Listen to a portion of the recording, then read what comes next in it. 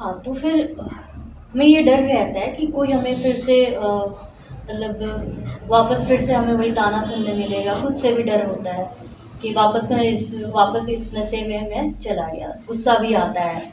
तो ये सब एक नॉर्मल थॉट होता है जो कि होता है, लेकिन जब रिलैप्स में आप जाते हैं तो इसका मतलब ये नहीं है कि आप कमज़ोर हो गए हैं। ये जस्ट एक आपको फिर से आपका ब्रेन आपको इशारा देता है कि आपको और सपोर्ट की ज़रूरत है, अभी सपोर्ट को जारी रखिए, है ना? इसका मतलब ये नहीं होता कि सब खत्म हो गया, मैं अब कुछ हो ही नहीं सकता, ऐसा नहीं होता है। तो उस चीज़ को आप ध्यान में रखेंगे और इस चीज़ पहले मैं इसलिए ये सब चीज़ आप लोगों से डिस्कस पहले ही कर ले रही हूँ, ताकि आप लोग जब इस चीज़ के लिए अवेयर रहेंगे तो आप लोग रिलैप्स में नहीं जाएंगे, क्योंकि यहाँ पे रिलैप्स का केस नहीं है ना?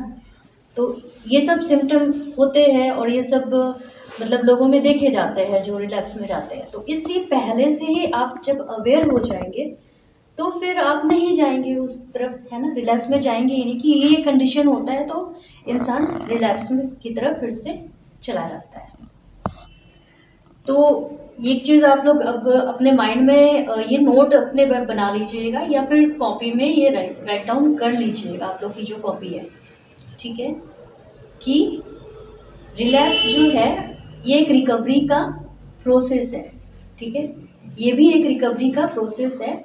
आपका ब्रेन आपको ये बता रहा है कि आपको और सपोर्ट की अभी ज़रूरत है, ठीक है? ये आपकी कमज़ोरी नहीं है, ठीक है? और नहीं आपकी हार है, ठीक है? तो ये सब कुछ नोट्स आप अपने कॉपी में, डायरी में लिखेंगे ना और उसको वापस आप रीड करेंगे, तो आपका फिर जो विल पावर होता है ना, इससे थोड़ा स्ट्रांग होता है। जब आप वैसे भी हम जिस चीज़ को बार-बार देखते हैं, पढ़ते हैं, तो वो हमारे कभी कहीं हमारे सोच का वो हिस्सा धीरे-धीरे बनने लगता है और जब सोच का हिस्सा बनेगा तो वो हमारी आदत का भी हिस्सा बन जाएगा ना। तो इस चीज़ का हम ध्यान रखेंगे, ठीक है? और केमिकल्स की तरफ आप जानिए कि आपको क्यों बार-बार अर्ज होता है, क्रेविंग वगैरह होता है, क्योंकि आपको इजीली आदत हो गया है डोपामिन लेने का, है ना? जब अच्छे क्वांटिटी में आपको डोपामिन मिल जा रहा है तो आप मेहनत वाली चीज़ों से क्यों लेंगे, इजी वाले चीज़ों से लेंगे, लेकिन वो हेल्दी नहीं है, वो आपका नुकसान करता है ना? किसी का भी वो नुकसान करेगा, चाहे कोई भी करे, है ना?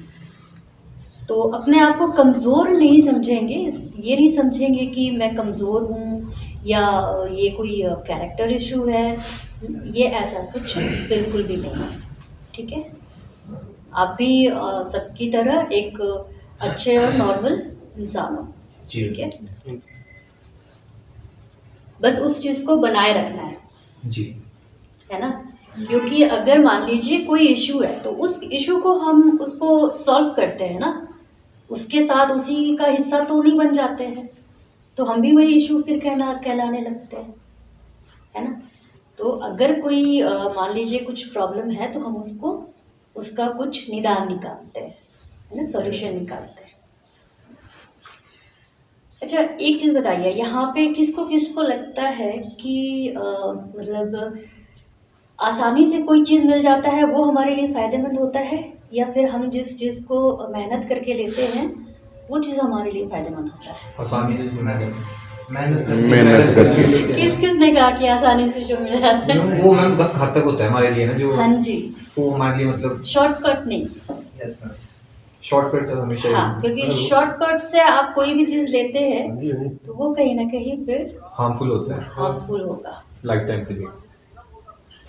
तो इसलिए कुछ हम लोग जब एक्टिविटीज़ कराते हैं या फिर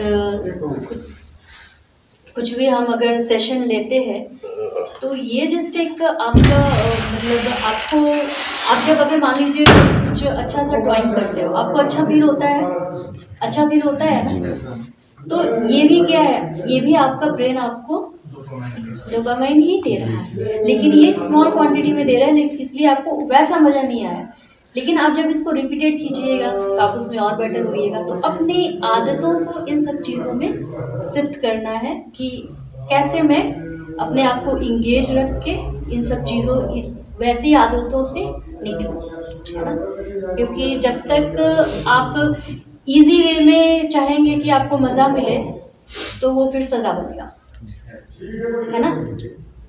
तो इसलिए हम कल कल कुछ एक्टिविटीज़ आप लोगों से वैसा कराया जाएगा, जी मैम। ठीक है? जी कुछ ऐसा आर्ट का एक्टिविटीज़ हम कराएंगे आपसे जिससे आपको देखना कितना मज़ा आता है। जब आप कुछ करते हो तो कितना मज़ा आता है।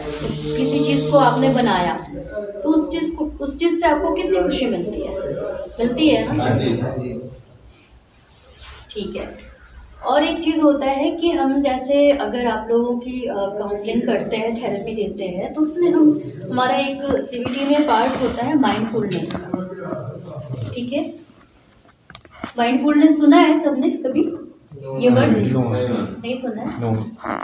ठीक है। माइंडफुलनेस का एक्चुअली जो हम इसको अगर इसको मैं समझाऊंगी तो किसी भी ऑब्जेक्ट को यानी किसी भी चीज़ के प्रति अवेयर होना, है ना? इसका एक शॉर्ट डेफिनेशन है जो कि आपको इजी समझ में आएगा।